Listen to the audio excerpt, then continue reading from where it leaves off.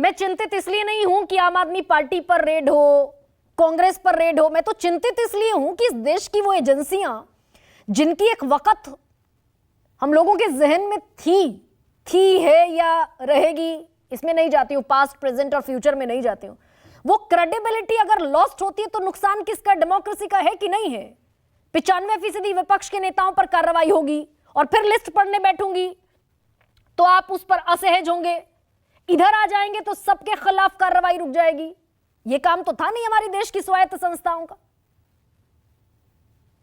गरिमा जी, अभी आपने अपने उद्बोधन में इस बात को स्पष्ट किया कि हाईकोर्ट ने आदरणीय अरविंद केजरीवाल के खिलाफ जो ईडी ने सबूत दिए, उसके बाद हाईकोर्ट ने यह कहा कि नहीं, आप हम इनको कोई स्टे नहीं दे रहे, आप अपनी कार्रवाई कर सकते। यहाँ पे विवेक किसका है? यहाँ पे विवेक तो हाईकोर्ट का है। अब हालत यह है इस समय कि हमारे जो विपक्ष के साथी है, ना तो वो देश के कानून को मानने को तैयार है, ना जांच एजेंसियों को मानने के लिए तैयार है, ना कोर्ट्स के आदेश को मानने के लिए तैयार है। आप बताइए, इसमें अब अगर ईडी कोई कार्रवाई करता है आदरणीय अरविंद केजरीवाल जी के खिलाफ, तो इसमें क्या गलत है? नहीं, मैं तो कहीं नहीं गलत है, मैंने तो पहली लाइन यही कही ब्रजमोहन। एक सेकंड ब्रजमोहन श्रीवास्तव, मैंने पहली लाइन यही कही, लेकिन मैं फिर लिस्ट बोलना शुरू करती हूं, आप जवाब देना शुरू कीजिए। हिमंता बिस्वा शर्मा, बीजेपी के पार्लियामेंट्री बोर्ड ने बुकलेट जारी की थी जल घोटाले के मामले में। नारायण राणे, शुभेंदु अधिकारी जो इस समय बंगाल में नेता प्रतिपक्ष हैं, कैमरे पर घूस लेते, रिश्वत लेते पकड़े गए। मैं फिर नाम गिनवाना शुरू करूं, अजीत पवार, हसन मुशरक, अदिति तटकरे और प्रफुल्ल पटेल के खिलाफ किसने आरोप लगाए? अशोक चव्हाण के खिलाफ किसने आरोप लगाए? उन नेताओं पर कार्रवाई कहां है? गरिमा जी, आप जो कह रही हैं ये सारी लिस्ट पब्लिक डोमेन में है, लेकिन इसके पीछे लोगों के पॉलिटिकल मोटिव भी है, ये भी तो देखना होगा। जैसे मैं आज आपसे बिल्कुल दावे के साथ कह सकता हूं कि आदरणीय प्रफुल्ल पटेल के खिलाफ इस देश की किसी भी कोर्ट में किसी भी प्रकार का कोई भी शिकायत का केस लंबित नहीं है, लेकिन चूंकि उस समय आरोप लगा और उस आरोप के बाद लगातार वो पब्लिक नैरेटिव में है, वो बातें चल रही है। कई बार क्या होता है कि हम पॉलिटिकल परसेप्शन पे कोई बात कहते हैं और उसकी जो हकीकत है उसमें फर्क होता है। लेकिन मैं फिर भी एक बात बहुत स्पष्ट रूप से, छोड़ दीजिए पब्लिक परसेप्शन और पॉलिटिकल परसेप्शन, मैं कहती हूँ शुभेंदु अधिकारी नेता प्रतिपक्ष के कैमरे पर रिश्वत लेते पकड़े गए थे, अब बताइए कहां है उनके खिलाफ? गरिमा जी देखिए, जितनी जानकारी मुझको है, इन लोगों के खिलाफ जो केस लगे थे वो जांच, देखिए जांच, शिकायत होना, शिकायत के बाद जांच होना, मैं इसके पहले भी बोल चुका हूं, और उसकी सत्यता स्थापित होना, इन तीनों चीजों में फर्क है।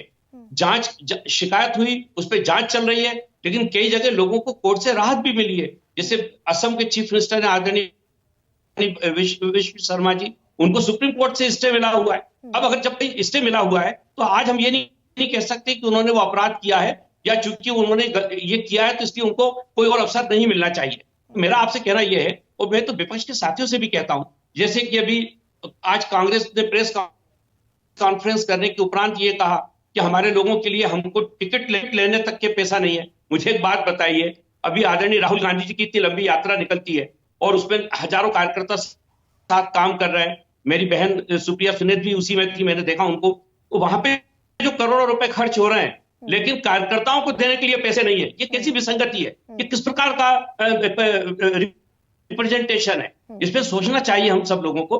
कांग्रेस एक देश की सबसे बड़ी विपक्ष पार्टी है, उनको कोई भी बात कहने के पहले भी तो विचार मंथन करना चाहिए। वो अपने कार्यकर्ताओं को ये संदेश देना चाहते हैं कि पैसे मत मांगना। ठीक है, मैं फिर से चुनाव में हम पैसे नहीं देंगे। ब्रजमोहन की विपक्ष के सारे लोगों को जवाबदेह होना चाहिए, अकाउंटेबल होना चाहिए, और सत्ताधारी पार्टी जिसके साथ अभी आप खड़े हुए हैं वो जब पब्लिकली बयान दे, देवेंद्र फडणवीस कहें चक्की पीसिंग एंड पीसिंग एंड पीसिंग, वो अकाउंटेबिलिटी नहीं बनती।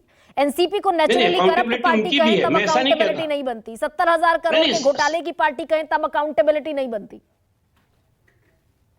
गरिमा जी, सारे लोगों की अकाउंटेबिलिटी है। मैं यदि यहाँ पे कोई बात कर रहा हूं, मेरी भी अकाउंटेबिलिटी है, तो ये तो देश के बड़े नेता है, लोगों की अकाउंटेबिलिटी तो निश्चित रूप से, मैं उससे इनकार नहीं कर रहा। मैं ये कहना चाहता हूं कि सिर्फ और सिर्फ हर बात के लिए आदरणीय मोदी जी को, वर्तमान सरकार को दोषी ठहराना अभी ठीक नहीं है। सर, आप मुझे बताइए, मैं तो ये आदरणीय अरविंद केजरीवाल जी, मैं आंकड़ों पर बात करती हूं सर।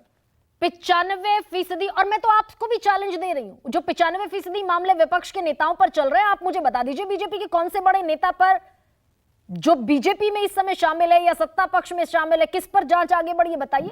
मैं आपकी बात को तहे दिल से स्वीकार। गरिमा जी ये हाँ, गरिमा जी ये बात कैसे हो सकती है हाँ, कि अगर सत्ताधारी दल के लोगों के ऊपर अगर किसी प्रकार का आरोप नहीं है, हाँ, तो हम उसको कैसे जोड़ सकते हैं ये कहते हुए कि विपक्ष के लोगों पे आरोप लगे और विपक्षी नेताओं पे कार्रवाई हो रही है। अगर किसी ने गलती नहीं की है तो भी अगर हम ये कहें कि कार्रवाई होनी चाहिए, तो ये तो एक बड़ा मतलब बहुत ही मजाकपूर्ण स्थिति हो जाएगी। मेरा कहना यह है कि अगर विपक्ष के लोगों के पास इस प्रकार के सबूत है, कोर्ट्स खुली हुई है ना, क्यों नहीं जाते हैं? इसके पहले जब भारतीय जनता पार्टी ने भी जो आरोप लगाए, सबूतों के साथ आरोप लगाए, उसी आधार पे तो कार्रवाई शुरू हुई थी। आज विपक्ष के साथियों के पास भी ये मौका है, अगर उनके पास तथ्यात्मक जानकारी तो आरोप लगाए।